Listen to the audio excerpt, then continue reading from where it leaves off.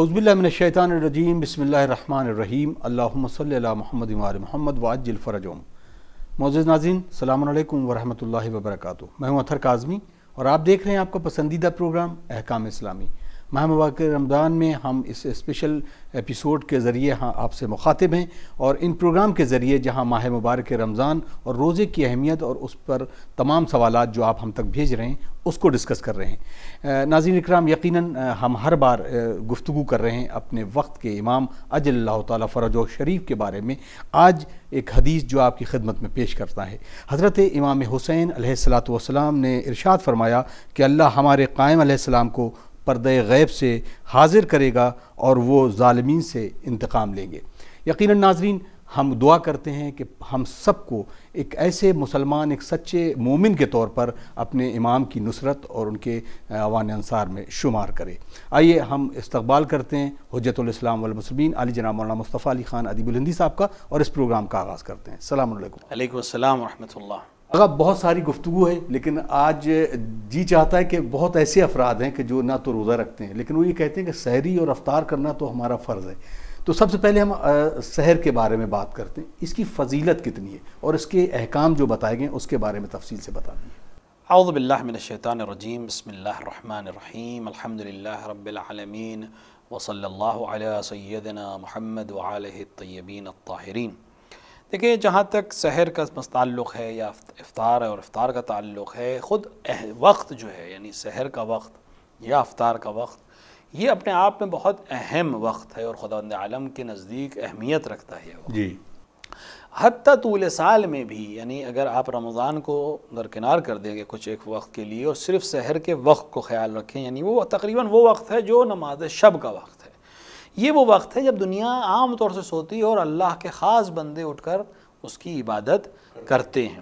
لہٰذا خداوند عالم کے نزدیک ہمیشہ یہ وقت بہت محترم اس لحاظ سے کہ میرے بندوں کے اس بندے کا وقت ہے جو دنیا اپنے بستر کی گرمی کو اور نرمی کو چھوڑ کر میری عبادت کے لیے اپنے خواب کو توڑ کر آتا ہے، بندگی کرتا ہے۔ لہٰذا ایسا وقت خدا کو بہت پسند ہے اور دعا کے قبول ہونے کا وقت ہے۔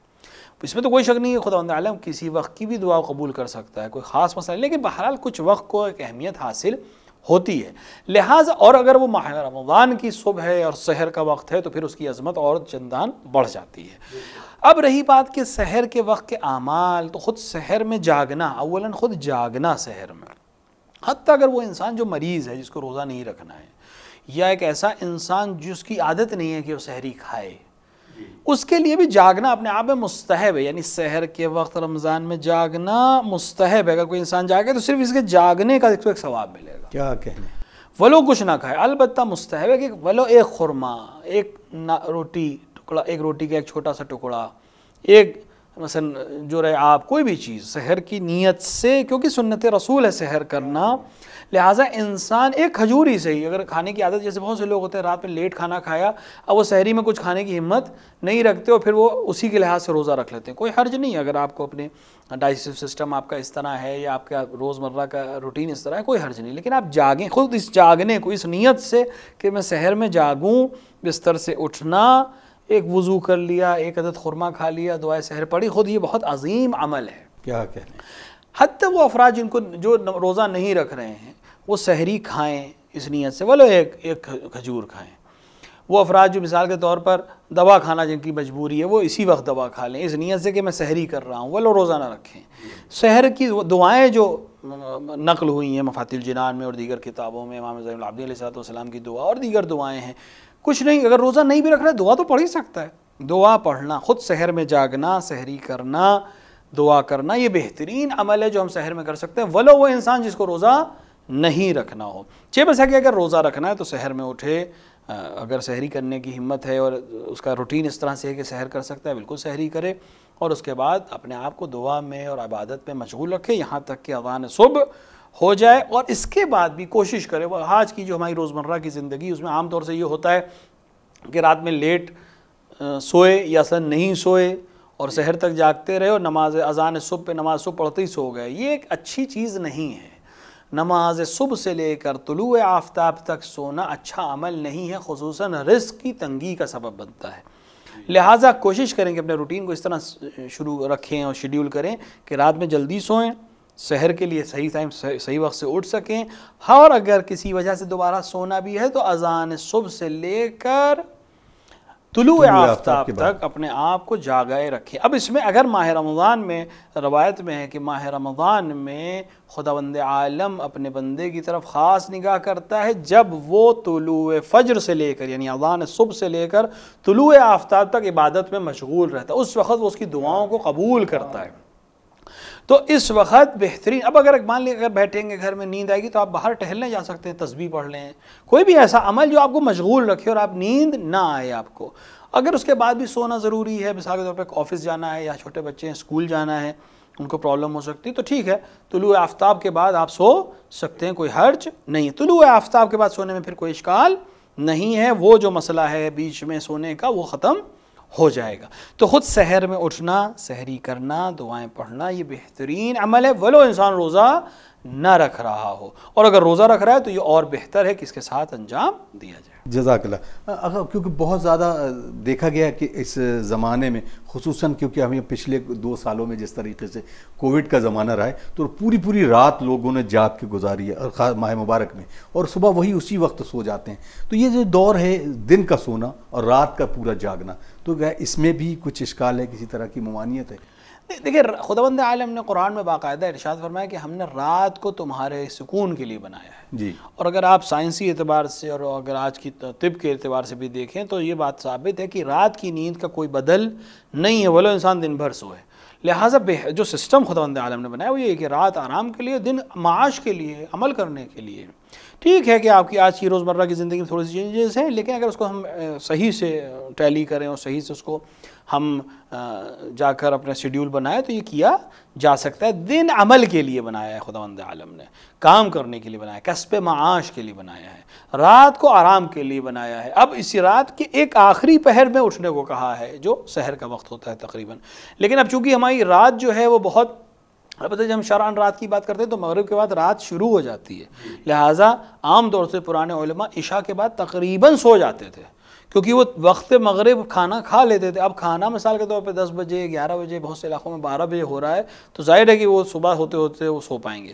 لیکن کوشش کریں کہ ہم ائمہ علیہ الصلوۃ والسلام، پیغمبر اکرم صلی اللہ علیہ وآلہ اور جو ہمارے بزرگ علماء گزرے، حتیٰ طب، اگر کسی کی نہیں سن رہے ہیں تو طب کی سنیں، ڈاکٹری کی سنیں، میڈیسنس کی سنیں، وقت سونے سے 3 گھنٹے پہلے کھانا انسان کا کھا لینا چاہیے، اور اگر آپ کو سونا ہے 11 بجے تو بہرحال آپ کو 8 بجے کھانا کھا لینا چاہیے۔ اگر اور پہلے کھا سکتے ہیں تو اور اچھی چیز ہے، یہ بہت بہترین چیز ہے انسان کے پورے باڈی کے امیون سسٹم کے لیے، ڈائجسٹو سسٹم کے لیے، رات کی اچھی نیند کے لیے اور صبح انرجیٹک زندگی کے لیے۔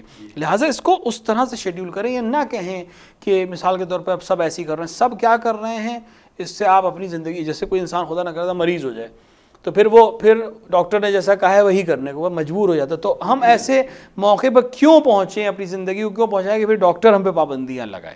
ہم پہلے سے کچھ پابندیاں لگا دیں تاکہ تھوڑی سی بہتر اور اچھی اور صحت مند زندگی گزار سکیں، اور اللہ کی دی ہوئی جو ایک نعمت ہے صحت، عام طور سے بندہ جو ہے وہ نعمتوں کو تب تک نہیں جان پاتا جب تک وہ سلب نہ ہو جائے۔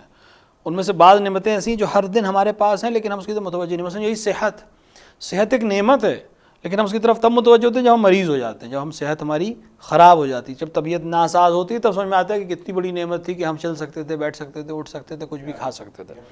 تو لہٰذا اس کا خیال رکھنا، حتیٰ گوارش یعنی انسان کا ڈائجسٹو سسٹم صحیح سے کام کر رہا ہے، یہ خدا کی نعمت ہے۔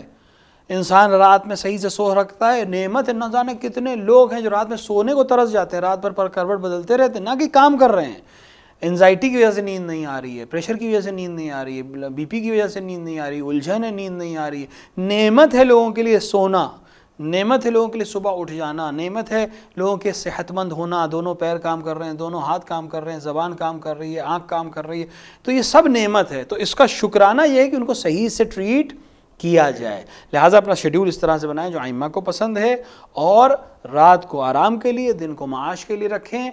ولو اب رمضان ہے تو انسان کو تھکن ہو جاتی ہے، تھوڑا سا جلدی سونا چاہتا ہے، دن میں آرام کرنا چاہتا ہے، اس میں کوئی حرج نہیں، لیکن کوشش یہ کریں کہ رات اور دن کو اس طرح سے جس طرح سے خداوند عالم نے خلق کیا اور ہمارے لیے قرار دیا، ہم اسی طرح سے اس کو استفادہ کریں۔ بہت بہت شکریہ تو ناظرین آپ دیکھ رہے ہیں پروگرام احکام اسلامی، یقیناً ایک ایسا مذہب جس نے پوری دستور حیات کو اپنے طریقے سے حضور سرور کائنات نے ہم تک پہنچایا، اور اماں معصومین نے ہم کو بتائی ہے زندگی جینے کے لیے۔ اگر ہم اس زندگی کو اسی طریقے سے جیتیں تو ہمارا جسم، ہماری روح اور ہماری تمام وہ خواہشات جو اچھی زندگی کے طور پر آ سکتی ہے، اور انشاءاللہ اس کو ہم جی سکتے ہیں۔ آئیے کچھ سوالات آغا کی خدمت پہ رکھتے ہیں۔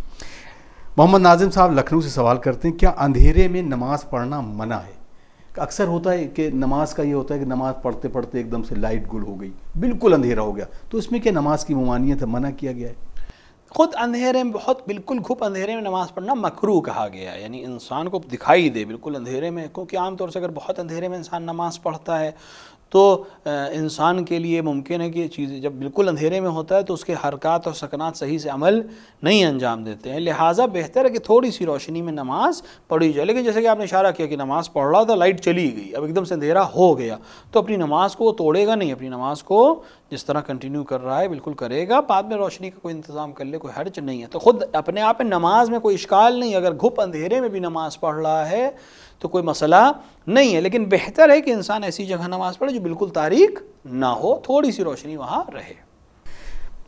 امجد حسین صاحب السلام علیکم، اگر کیا نماز سے پہلے اور افطار کرنے کے ٹھیک، یا نماز کو بھی پہلے پڑھنا یا پھر افطار کرنے کے بعد ہی پڑھنا صحیح ہے؟ ان نماز مغربین کے بارے میں پڑھا کہ مغرب کی نماز خصوصاً کہ مغرب کی نماز پڑھنے کے بعد ہی افطار کرنا ضروری ہے۔ دیکھیں افطار مستحب ہے کہ انسان نماز مغرب پڑھ کر افطار کرے، مستحب ہے یہ، لیکن اگر مثال کے طور پر کچھ لوگ اس کا افطار پہ انتظار کر رہے ہیں، مثلا کہیں گئے ہیں ہم افطار پہ، یا کچھ لوگ ہمارے گھر مہمان ہیں اور میں کہوں کہ میں نماز پڑھ کے افطار کروں گا، باقی لوگ جو ہیں وہ افطار کر رہے ہیں، وہ نماز ابھی نہیں پڑھ رہے اور وہ میرے منتظر بھی ہیں کہ میں نماز ختم کر لوں تب وہ ساتھ میں افطار کریں گے، تو یہاں بہتر یہ ہے کہ پھر پہلے ان کے ساتھ افطار کرے بعد میں نماز پڑھے۔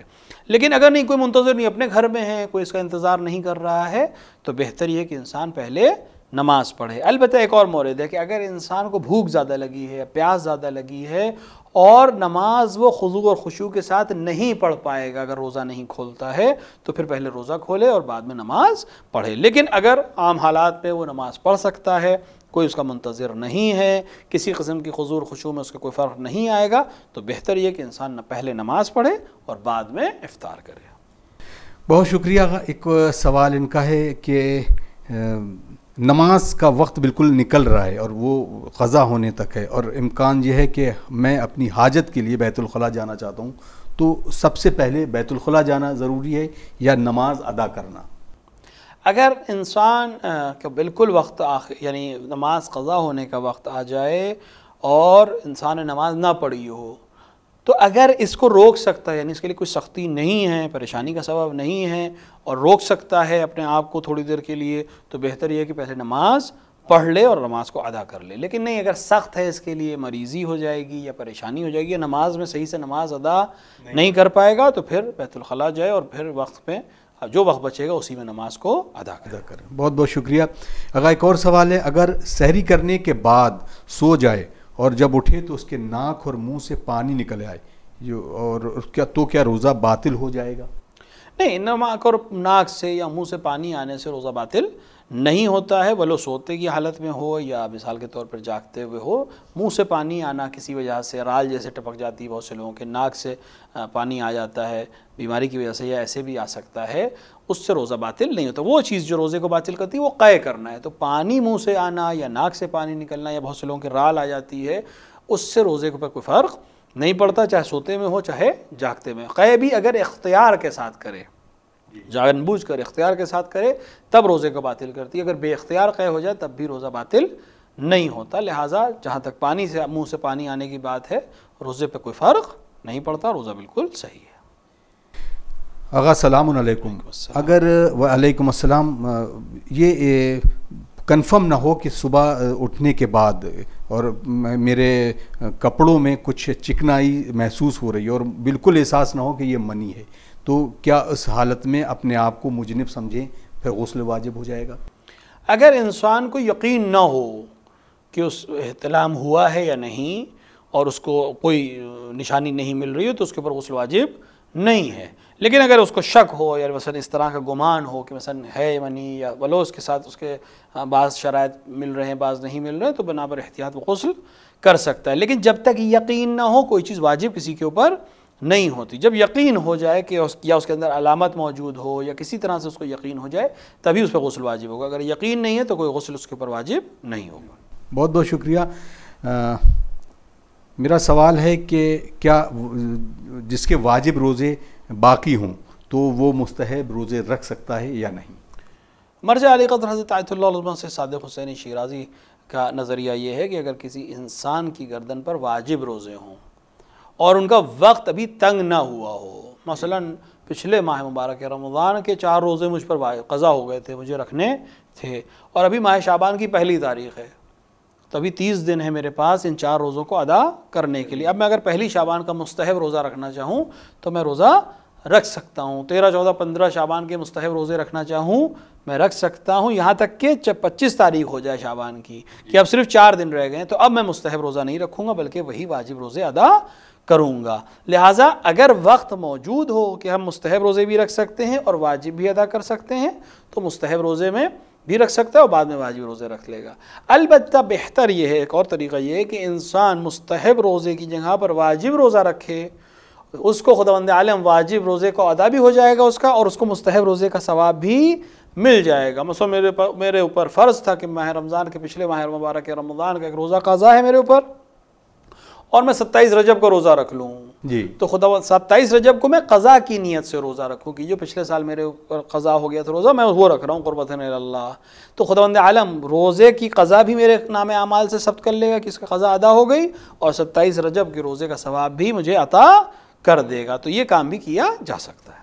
آقا اب اس میں ایک یہ بھی ہے سوال کہ جیسے یہ ماہ مبارک رمضان کے قضا روزے ہیں اور اسی درمیان کسی شخص نے عہد کیا یا قسم کھائی روزے کی یا جو منت ہوتی ہے تو اب ان دونوں سلسلے میں کیا ہوگا کہ اگر وہ رکھنا چاہتا ہے تو نیت کس طرح سے کی جائے گی؟ دیکھیے اگر واجب روزہ ہے کوئی اور اس کی گردن پہ، مثلا اس کے پاس قضا روزہ بھی، مثال کے طور پہ ماہ مبارک رمضان کا ایک قضا روزہ ہے اور ایک روزہ اس نے نذر یا عہد یا قسم کی وجہ سے اس کے اوپر واجب ہو گیا ہے، تو اگر وقت طے ہو مثلا کہ میں مثال کے طور پر کسی نے قسم کھائی تھی کہ اگر میرا فلاں کام ہو گیا تو میں 15 شعبان کو ضرور روزہ رکھوں گا، یا اگر میرا فلاں کام ہو گیا تو میں نذر کرتا ہوں کہ میں 15 شعبان کا روزہ رکھوں گا، تو اب 15 شعبان کو وہ قضا رمضان کے روزے کی نیت نہیں کر سکتا، وہ اسی روزے کو رکھے گا جو اس کے اوپر فرض ہے، جو کسی اور وجہ سے فرض ہو گیا، یعنی نذر کی وجہ سے، قسم کی وجہ سے، عہد کی وجہ سے.